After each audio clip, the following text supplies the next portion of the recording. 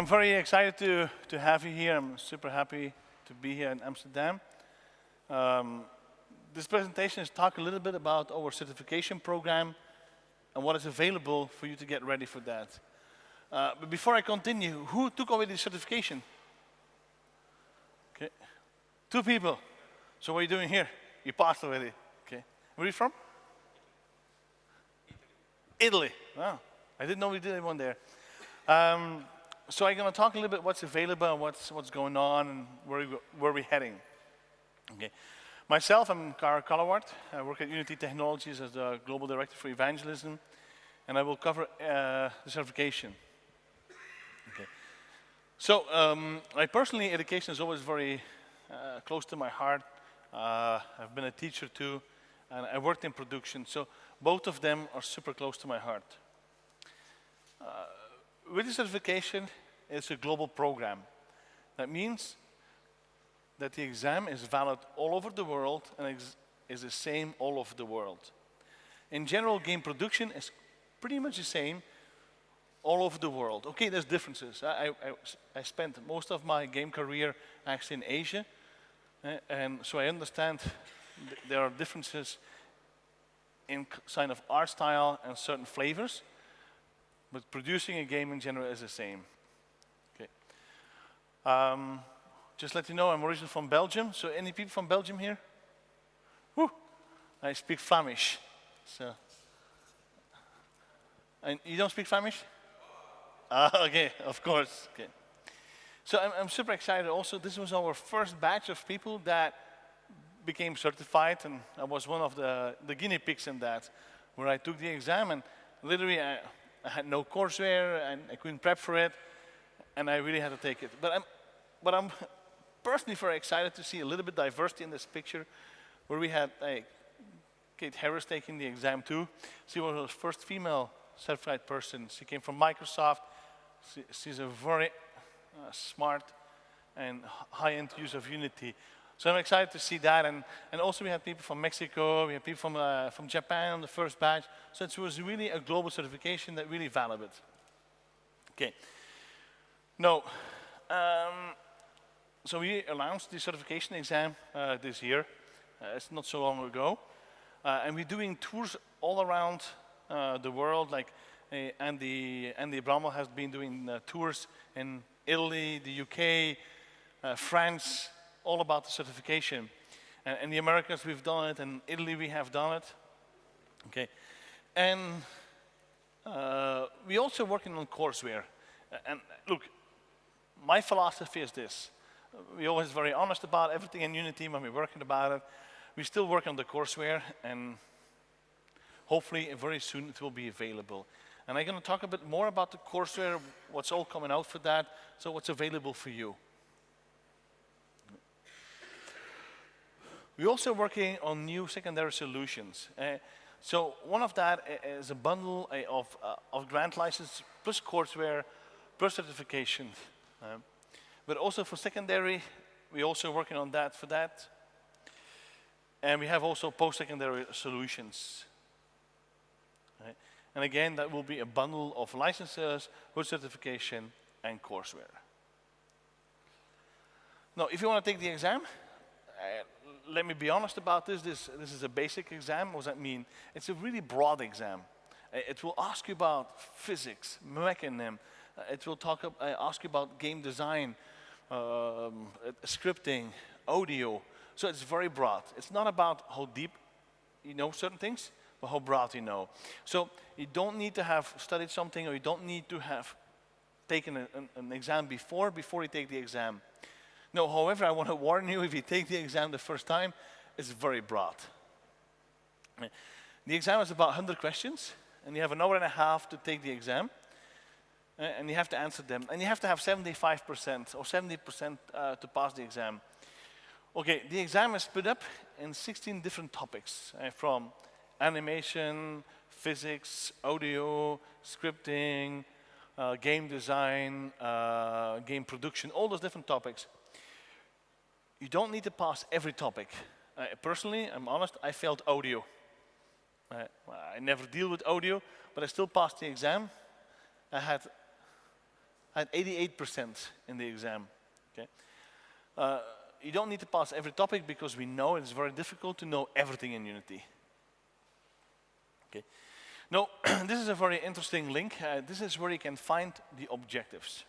Now, what is objectives? When you're an educator, you might understand the words objective or topic.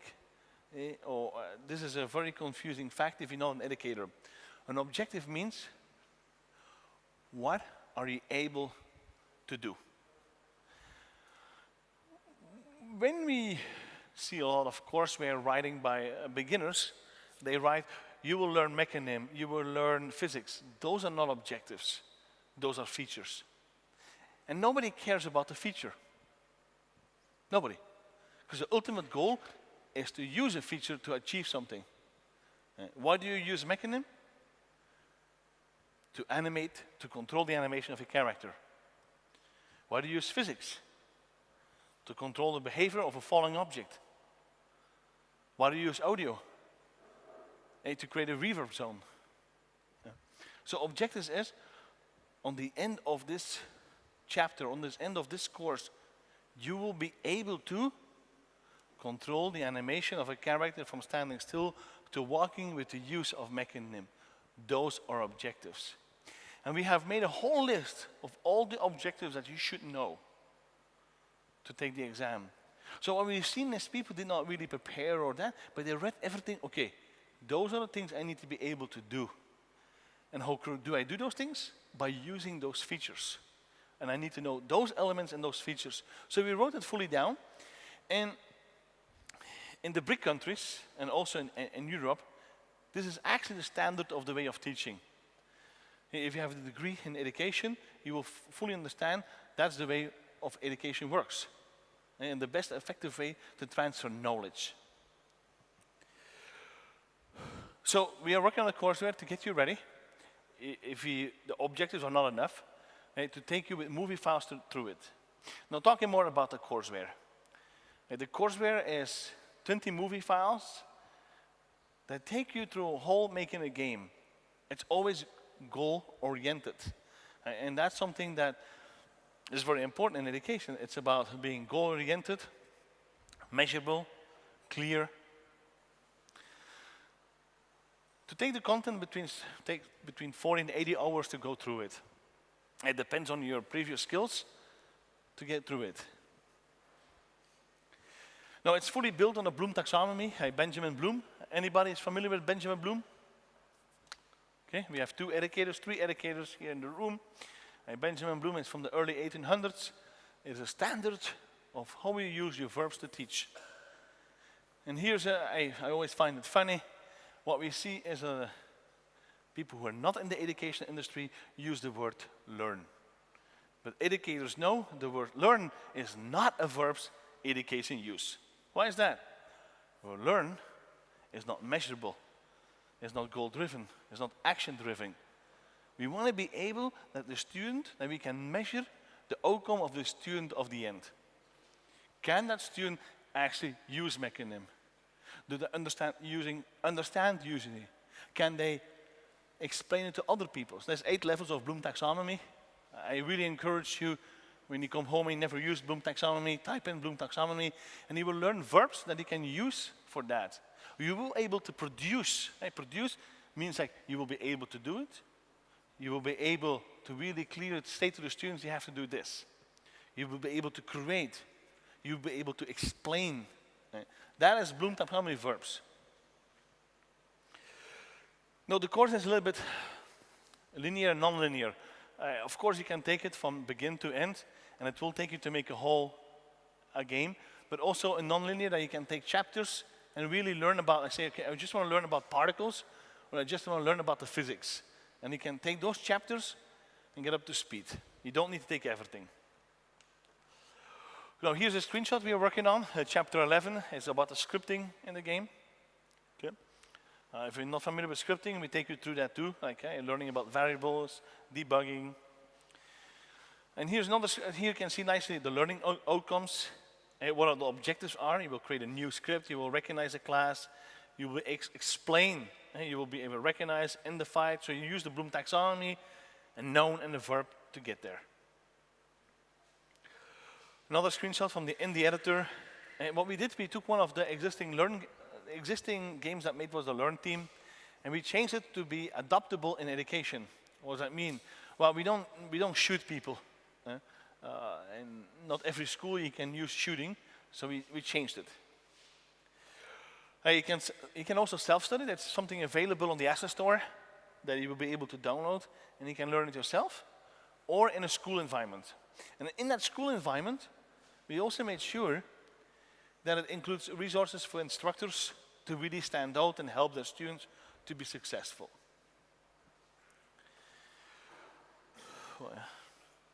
And also, if you want to learn the learning outcomes, what is the outcome of this class? What does the student be able to accomplish on the end of this class are fully written out. I'm not familiar with the Dutch education system. I'm more familiar with the American education system, the Canadian system, and the Belgian system. It's very important when you submit a new course to at the university level or at a college level, when you submit it to the government, that you be able to produce the outcomes. What does a student be able to do this after this course? So we wrote it all down. It's a 2-page, not 2 pages, 2 inches thick document that lists everything. So it helps you when you want to submit it to the government to be accepted as a course. It's fully there for you. So it's a little zombie game that we made as a third-person survival arcade game. And it's not just about implementing the features, but it's also about best practices. How do you deal with draw calls? How do you deal with audio, memory management? All those basic elements are in that project, taught to the students. And it's really great because I'm very proud of that. It's not just made by Unity. I don't think Unity, we are not a game studio at Unity. We are a company who makes a game engine. That's why we rely on studios to help us. And that's why we had top studios like Zynga giving us feedback on the game. Yeah, you should do this or this. And we had also hired top artists, like particle artists, animators and top studios to really produce top quality art content. And that art content is really a standard for the students. Okay, that's how I should create good art content, but also a foundation for the students later to be successful. Okay, so it will be available on the Asset Store. Who has used the Asset Store? Raise your hand. Okay, who has never used the Asset Store? Okay, I thought my father was in the audiences. Apparently he's not. He left already. Okay, so gameplay. It's a game where we provide as a little kid. You wake up and you're a nightmare, and toys are coming after you. You see it literally here in Unity. We also did multiplayer. Why that? Because it's a new feature in Unity, but it allows you to have more fun with the students. Okay. We also made it possible that you can choose between a boy and a girl in the character, because game industry is not just for guys anymore. It is really about diversity, that everybody can embrace the game. And you have to attack zombies that are coming after you. But one of the things we did is not shooting. It's all about like freezing the zombie. You sting the zombie. So you use particle systems to really create a gameplay without killing. Okay. Here's a screenshot. So also in that project, you will be implementing audio effects, like the audio mixer. You will be using ducking, all different features, and you will learn why those features are there. And like you shoot the character, but at the same time the background music will go down, so you clearly hear the attack. Those are all elements brought in. Now, what's really cool about that is that our evangelists in Europe, they have the outstanding evangelist and the touch and Josh Naylor, who really brought feedback to our team too. Like, hey, we thought like that, and we saw those things work. So they really tested that 100 times over and over and over with the community and brought that feedback back before we released it. And you will learn about how to implement the UI systems, how you optimize it, not just for desktop, but also for mobile. And we know that that's a very difficult topic. What is mobile gaming? That's why if you finish the courseware and you take the exam, you become a certified Unity developer. Okay. So you can take the courseware with a game project and take the exam then. Okay. No, it is just the beginning, the certification. This first level, as I said before, is really broad and in depth about this. But we're having different levels coming up. We have an advanced level coming up, and then advanced level is about programming, another advanced level for artists. Then we're going to have a badging system also for like VR, multiplayer. It's just the start of that. Okay. And this is basically a quick overview what the certification is. It's 100 questions you're going to get based on courseware that you can take. And that allows you to stand out in the community. Okay. As I said, it was a very quick presentation. So I'm going to open it to Q&A from our location. I just want to also mention, I'm Callewaert. Normally our educational team would have been on stage here, but I could not make the flight to here. So I said, hey, I'm going to take them the talk for you. As I'm very passionate about the certification, I took the certification. It was much more difficult than I expected. But yeah, I'm open for a question now. Were there any questions? Yes? I'm a senior Unity developer already. So usually it's enough to show my portfolio of things that I've done. Do you think I should wait for more specialized certifications rather than going for this one, like Unity developer? So the question is, I'm already a Unity certified developer. I'm already established already, and I made already games. Why would I take the certification? And should I wait until I have the pro certification? Well, there's no need to take the certification. Okay, you can always wait until you have the pro certification out to take the exam and do that. Now, the funny thing that we start to see is that a lot of game studios are actually coming to us and asking, hey, when we hire people, it's hard to know if they know Unity. What kind of questions do we ask them? What kind of tests do we give them to know they know? Okay. Of course, making a game and having made games, I think, is the best credit you can have. Okay. Not everybody has that. As a student, when you graduate, how can you prove, well, I made a game in school? Well, is it production? Is it high quality? We don't know. So that one is one of the benefits to have. No. But what we also noticed that even when you made a game, most of the time you focus on one area. You focus on audio, or you focus on the animation, you focus on the scripting. This exam really validates that you really have a really broad knowledge, that you know how to use mechanism, that you know how to use the physics, that you know the scripting. So there's a lot that you validate that you know about. Okay. No, personally, the biggest credit is that you can create a game that has been successful, and you worked for years in studios. Not everybody has that. But the combination that you say, okay, I made a full game, but I also can now contribute to everybody in the studio. Because if you have questions, like sometimes when I saw in production, I worked a long time ago in production I worked on Rock Band, Major League Baseball. And things I noticed very fast is that some departments have a difficulty to talk to each other because they're so specialized, they don't know how to talk to each other. But you have that certification that means, hey, I understand mechanism, I understand physics, and I understand programming. That I can combine those things, and those different departments I can talk to. And that's the strength to have, that you can really validate that. Yeah. But it's a good question. Yeah. In order to prepare for the exam, in order to prepare for the exam, are there going to be any fake tests available that we can do? Like when I prepared for Java, I did thousands of them to be ready. That is a very valid question. And was one of the first that I heard from our field and from our customers. Yeah, it's really great to have a courseware. It's really great to have the exam. But how will the questions be? Now, what we've done on our website, you can find some preview questions. We have a few questions that we have. And I think one of the things that our team is also working is to have like a 10-question preview exam. That they can see, oh, okay, that's how it works, that's how I connect things, and that's the style of questions I get. That's definitely coming. Yeah. But I totally understand what you talk about. Because yeah, otherwise you walk in a,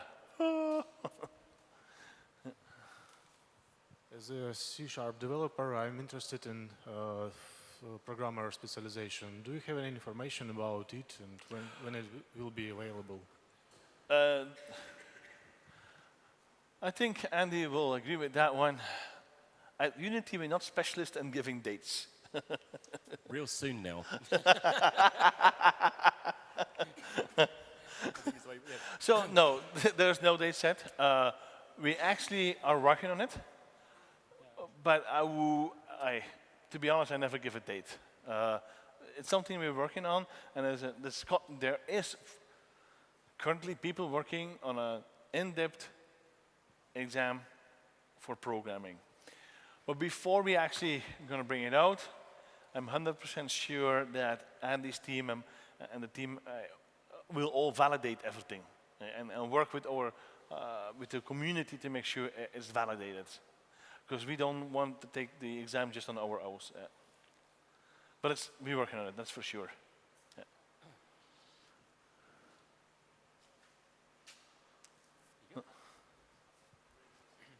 Hi. Would like to know if there is any plan about the special prices for companies that want to certificate their employees. Yeah, that's actually a very valid question. Is there a special pricing for companies taking certification? Not as an individual, but as a company whole. Okay, I'm gonna be honest, I'm not on the business team, I'm not on the partner management team, so when it comes to pricing, you lose me. But afterwards, I would encourage you maybe to talk to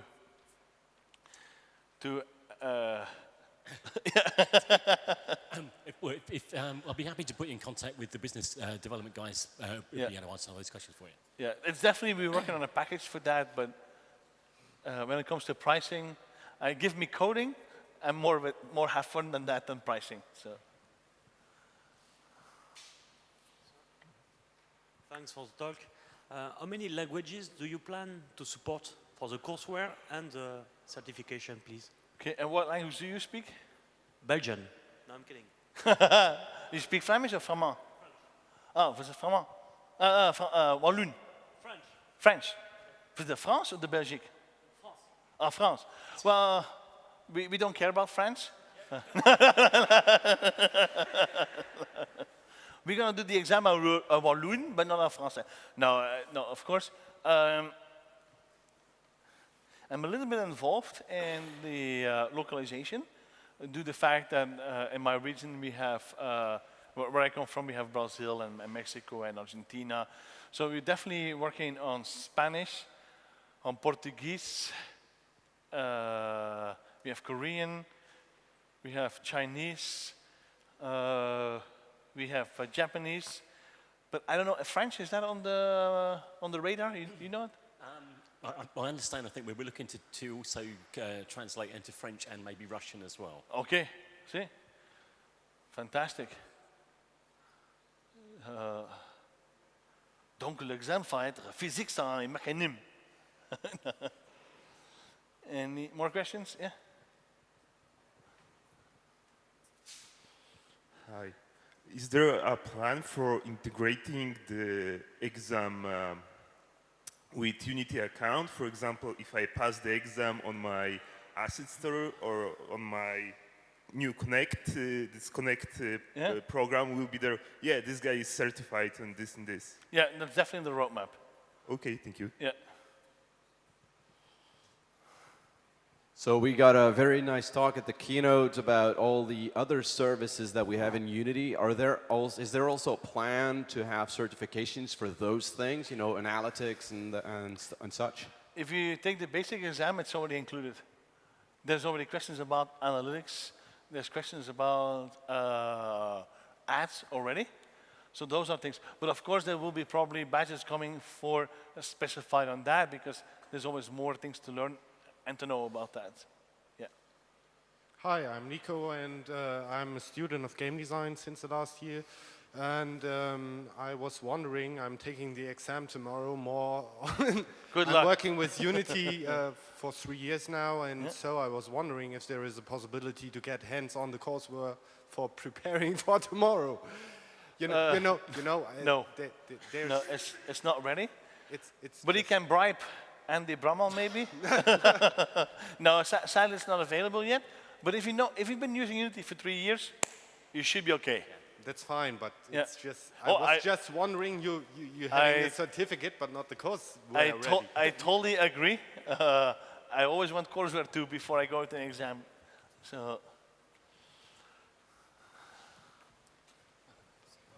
I have a question from different side. I'm using Unity for 7 years, and I'm training other people in Unity. So will there be certificates for the people that are teaching Unity to others? Yeah, because we have certificates for people that are using it, but are there for teaching? that's a very good question.